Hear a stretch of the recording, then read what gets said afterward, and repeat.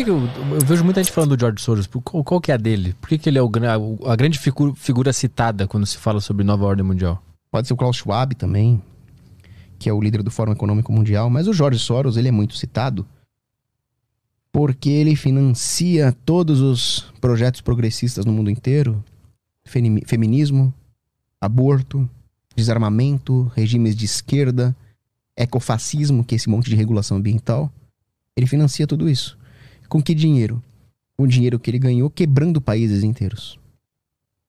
Então, ele controla uma boa parte desse sistema fiduciário que emite moeda a partir de nada, causa crises financeiras por causa dessa emissão monetária, lucra com isso, investindo em futuros, por exemplo, em derivativos com informação privilegiada, e usa esse dinheiro para financiar o solapamento moral dos países. É um monstro. Qual país que ele quebrou, por exemplo? Ele já quebrou o Banco da Inglaterra, ele já quebrou países no Sudeste Asiático. Tudo através de uma especulação com a emissão monetária, que é como eles funcionam, basicamente. Qual era o outro que tu citou? É o cara do Fórum Econômico? Klaus Schwab. Esse faz o quê? Klaus Schwab, ele é o grande cabeça do Fórum Econômico Mundial. E o Fórum Econômico Mundial é uma reunião de grandes lobistas que se reúnem para discutir como aumentar o próprio poder econômico, com mais regulações, com mais política monetária expansionista, regulações ambientais. Eles são a elite mundial organizada. Esse Fórum Econômico Mundial, eles estão sempre discutindo como o Estado deve gerir a economia, em última instância. Aquele que é em Davos, né? Que os caras vão pra Suíça fazer aquela reunião lá. Às vezes é em Davos, às vezes é em Doha. Uhum. Nunca é lugar ruim, é sempre lugar bom. Né? Sempre hotel chique, sempre banquete. Um bando de desgraçado também. E aí esse que foi o Haddad e o Lula agora, né? Eles foram lá discutir. Esse que teve agora, recentemente, né? Isso aí serve pra quê? Pra eles terem mais poder estatal e... Mas assim, você acha que os caras, o nosso presidente, ele sabe de tudo isso? E vai lá na reunião, ele sabe? Ou ele é só uma peça pra galera de cima lá? Você tá falando do Bolsonaro? Não, do nosso atual. Você falou nosso presidente, aí eu... Porque o teu é diferente do meu. O atual. Tem o presidente mesmo e tem o que tá ocupando de forma espúria ali, né? O que tá ocupando agora. O que tá ocupando agora, que é o Nove Dedos, ele certamente sabe e foi instalado lá. Por exemplo, a falsa família real inglesa, que também são usurpadores do trono, eles praticamente financiaram o Lula para demarcar a reserva Raposa Serra do Sol. Por quê? Eles acham os índios fofinhos? Não. Eles querem impedir que o Brasil exerça sua soberania nas riquezas minerais que tem ali. E essas riquezas minerais vão para quem? Para os índios? Não. Vão para os banqueiros ingleses, que são aliados dessa falsa família real britânica. Quando que isso aconteceu? Isso aconteceu no Lula... Eu não lembro agora se era no Lula 1 ou no Lula 2. Tá. 2006, por ali. Por ali. Essa então, família imperial agora que tá lá, que teve a coroação recente, tu acha que ela é uma falsa? O rei Charles, é. Por que é uma falsa? Não, ela é uma falsa desde da Revolução Gloriosa, em 1688, onde o rei inglês foi deposto por um holandês. Ah, entendi. Vem lá de trás a treta. Vem lá de trás a treta. E eles fizeram o quê? Eles subornaram, você disse, o governo? Não, o Lula, na verdade, trabalha pra esses caras. Porque por que um sindicalista arruaceiro, bêbado, que ficava bebendo pinga lá no ABC Paulista, ia chegar presidente de um país? Mas por que escolheriam esse cara pra ser o... Então, ninguém sai de onde o Lula tava, que era um sindicalista arruaceiro bêbado, pra chegar presidente, sem que seja da vontade dessa elite. Será? Com impossível. Carisma, lábia... É o caso do Bolsonaro. Bolsonaro chegou lá por meios próprios mesmo. Mas por que vale um e não vale pro outro? Porque o Bolsonaro falava verdades. Verdades que eram sonegadas ao povo e que o povo não via a hora de alguém ter coragem de falar. Não foi o caso do Lula em algum momento também? Ele falou a verdade que o povo daquela época queria ouvir, não? Então, mas aí que tá. O Bolsonaro falou aquilo que tá impresso no coração do povo. Verdades verdadeiras. Aquela coisa, não, você entrega sua arma que os vagabundos agradecem, tá ok? Isso era o que todo mundo queria ouvir. Esses bandidos têm que ir pro presídio de Pedrinhas. E homem é homem, mulher é mulher, tá ok? Essas coisas todo mundo queria ouvir. O Bolsonaro falou. E aí houve essa flutuação incontrolada, não controlada pelo sistema, e ele chegou onde deveria ter chegado. O Lula não. O Lula concorreu à presidência várias vezes e perdeu.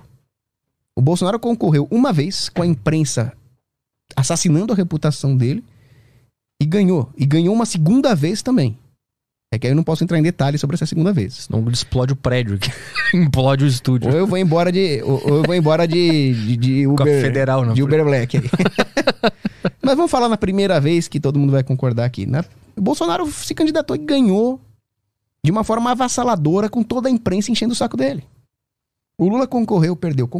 Ninguém gostava dele. Mas, enquanto isso, a guerra cultural era sendo feita. Até que chegou um ponto que aquela alternância das duas tesouras, PSDB e PT como duas lâminas da mesma tesoura, falou, bom, Fernando Henrique já fez o serviço que ele tinha que fazer, agora é a vez do Lula. E aí a imprensa manipula o povo para normatizar aquilo que era um descalabro. Que era um cara que nem o Lula concorrendo. Então o Lula não ganhou na década de 80, não ganhou na década de 90 inteira, porque a população ainda não estava suficientemente manipulada para aceitar isso. O Bolsonaro não, o Bolsonaro foi de cara. Porque ele resgatou aquilo que estava no coração de todo mundo de bem. Eu acho que esses caras antes do Bolsonaro, Lula, FHC, todos esses caras que concorriam, o Alckmin, Serra, eram todos peças dessa nova ordem mundial. Era, inclusive, a figura indecente representada pelo Lula servia para dar contraste. Então as pessoas decentes de direita acabavam votando no Aécio, no Alckmin, no FHC, porque, bom, isso é alternativa ao Lula. De tão repugnante que era a figura do Lula. Que fazia até o PSDB parecer palatável, né? E não é. Eles são só enrustidos, né? Comunistas enrustidos. Socialistas fabianos. Mas chegou um ponto que, bom, o sistema PSDBista saturou e as pessoas queriam mudança por mudança. Qual é a mudança que tem politicamente viável e que a imprensa fala bem? É o Lula. Aí as celebridades, os artistinhas da Globo, o Lula, o povo, não sei o quê. Mentira, o cara tava a serviço de banqueiro. Mas como que essa... Eu vou chamar de conspiração porque é uma conspiração, não significa que é mentira ou verdade, mas é uma conspiração que acontece. Como ela é feita? Eles chamam o cara no escritório, falam, Lula, tá aqui, tem que fazer isso, é muito mais profundo. Esses caras que estão no topo, eles têm contato com essas peças? Como é que isso funciona na prática? Não, na prática, o que domina o mundo mesmo não é o político eleito. O político eleito, ele é a fachada visível do sistema. Ele é o aparato de propaganda do complexo industrial militar, para usar um termo do Frank Zappa. Então, quando um presidente americano, por exemplo, é eleito, ele não senta lá como se fosse um rei e começa a deliberar. Provavelmente, a primeira coisa que acontece quando um presidente americano é eleito, chamam ele numa salinha, aí tem uns tio lá da CIA, aí tem uns caras que ele nunca viu na vida, que são ligados à nova ordem mundial, ao grupo Bilderberg, que reúne os principais poderes políticos do mundo. Tem uns répteis na sala. Aí eles falam, presidente, parabéns pela sua eleição, legal. Eu sei que você tem uma filha, eu sei que a primeira dama vai aqui e ali. Você quer continuar vivo? Então você pode falar a merda que você quiser, mas você vai fazer isso, isso e isso. Se ele não cumprir essa agenda, ele acaba tomando um tiro de um louquinho numa carreata, que nem o Kennedy. Numa sniper. Maluquinho, né? Tirou. Mas você acha que o Kennedy morreu porque ele desafiou essa nova ordem mundial? Ele queria auditar o Federal Reserve. Isso ia desmascarar as pessoas que estão por trás desse sistema financeiro. Por isso que ele morreu. E por isso que o cara que matou ele morreu também. Queima de arquivo. Então, o presidente não manda porcaria nenhuma. Se o presidente não manda porcaria nenhuma, imagina o povo que pensa que tá votando nele, né? Uhum. Manda 0,0. O presidente, a única coisa que ele manda é enquanto ele vai querer se submeter a esse sistema que realmente manda. Qual o problema do Bolsonaro? O problema entre aspas. Ele tentou não se submeter. Então, primeiro, tentaram dar uma facada nele. Ou melhor, tentaram matá-lo, né? E depois, simplesmente não deixaram ele governar. E ele foi sendo acuado, até que conseguiram fazer a própria direita se voltar contra ele. Ou seja, ele foi um prego que se destacou e tomou martelada, basicamente. Prego que se destaca, toma martelada. Essa reunião com a turma de cima, ela acontece só com o presida dos Estados Unidos ou com o do Brasil também? Você acha que todos os países tem essa reunião também? A reunião dos Bilderberg, que acontece sempre num hotel enorme, ela reúne líderes políticos, militares, empresariais, midiáticos, de todo mundo. E sabe Deus lá o que eles discutem lá dentro. Agora, o ponto é que eles usaram o carisma do Lula para colocar o mesmo sistema de sempre de volta ao poder. E eu não acho que o governo Lula vai terminar. Naturalmente. Em que sentido? No sentido de que ele não vai ficar até o fim do mandato. Provavelmente ele vai sofrer alguma coisa. Algum impeachment. Pra botar quem eles queriam algum mesmo. Escândalo. O que eles queriam mesmo é aquela velha coisa. É o Alckmin ligado aos grandes lobistas, grandes banqueiros. Só que o Alckmin não vence eleição pra síndico. Com aquele carisma de chuchu congelado dele. Eu imagino, quem é que vota no Alckmin? A cara dele. A cara de que você...